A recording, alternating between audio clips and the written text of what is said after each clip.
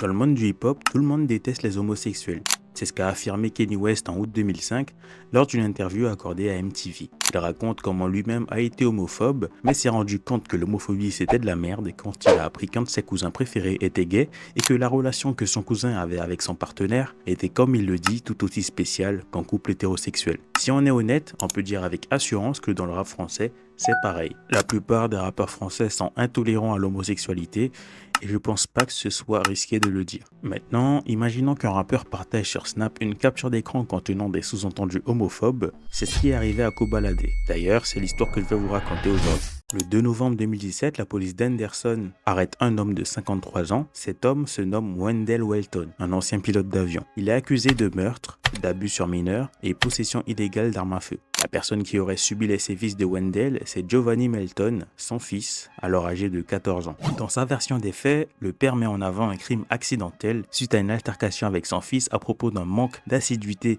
à l'école et des absences répétées. Il aurait sorti une arme à feu alors que la tension montait avec son fils car il craignait pour sa vie. Il dit que son fils l'aurait poussé et pendant qu'il se relevait, il y aurait eu un tir accidentel. La balle a touché Giovanni à la poitrine, celui-ci décédera à l'hôpital. Toutefois, la version des faits de Wendell n'a pas convaincu les policiers, car des preuves recueillies sur la scène du crime contredisent son récit. L'entourage de Giovanni, quant à lui, dénonce un crime homophobe. Il aurait préféré le voir mort, mais Giovanni était un jeune homme brillant, souriant, sensible et affectueux. Il n'aurait jamais fait de mal à qui que ce soit, dira un des proches du défunt. Il ne supportait pas que son fils soit gay et il avait déjà menacé avec une arme en le découvrant avec son petit ami, déclara l'ancienne assistante familiale de Giovanni. Oui, son ancienne assistante familiale parce que la mère de Giovanni l'a abandonné. C'est pour ça qu'il sera envoyé en famille d'accueil avant de rejoindre son père qui s'était depuis remarié avec une autre femme. Bon, je dois vous avouer quelque chose, j'ai un peu menti. La soi-disant assistante familiale de Giovanni, qui s'appelle Sanja Jones, n'a jamais accueilli Giovanni sous son toit.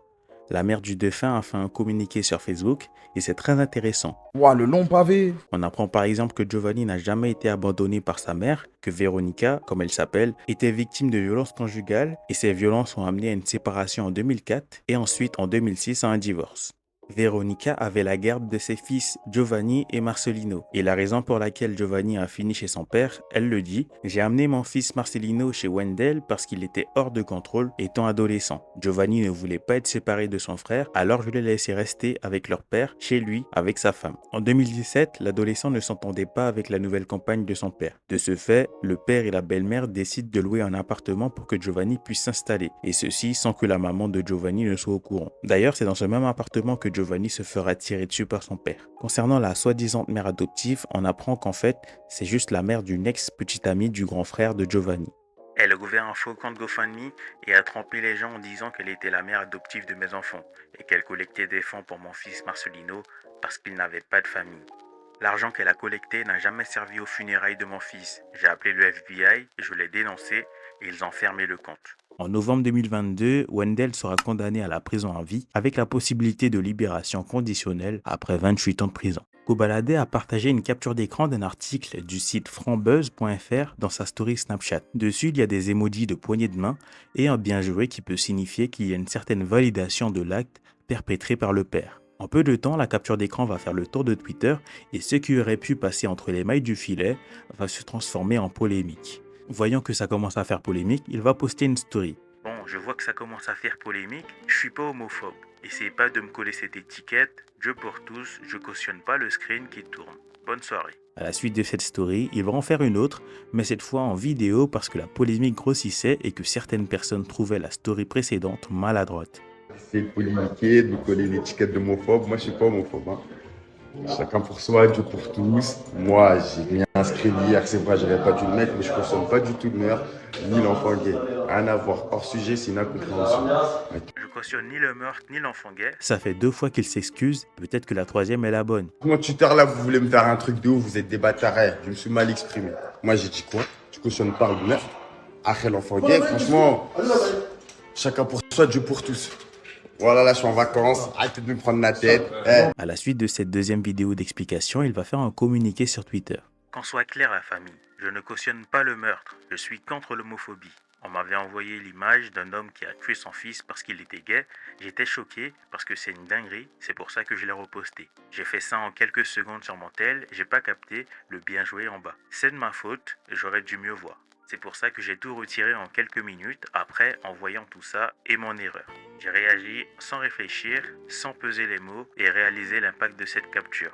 Je croyais pas qu'on allait penser que je pouvais être ok avec ça. Je suis vraiment désolé si j'ai blessé ou déçu des gens. Vivons tranquille, tous ensemble l'équipe, évitant toute polémique. Dieu pour tous. L'association SOS Homophobie réagira également à la polémique, à la vague d'indignation suite aux insinuations intolérables du rappeur Kobalade qui se réjouit du meurtre d'un jeune gay.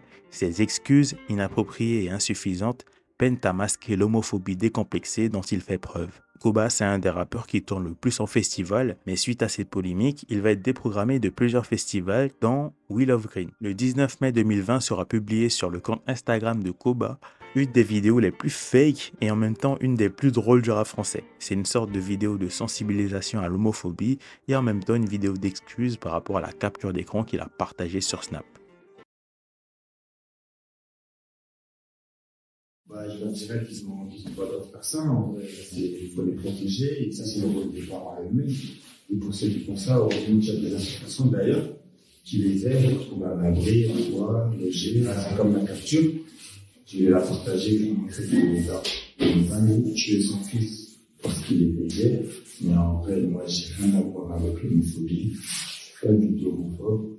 J'ai pas fait sur le commentaire. Et c'est là, les gars, mais rien à voir avec l'homophobie. C'est pour ça qu'il faut toujours faire attention à ce que vous allez écrire ou partager sur le net parce qu'il peut y avoir trop retombées pour ceux qui sont victimes de l'homophobie.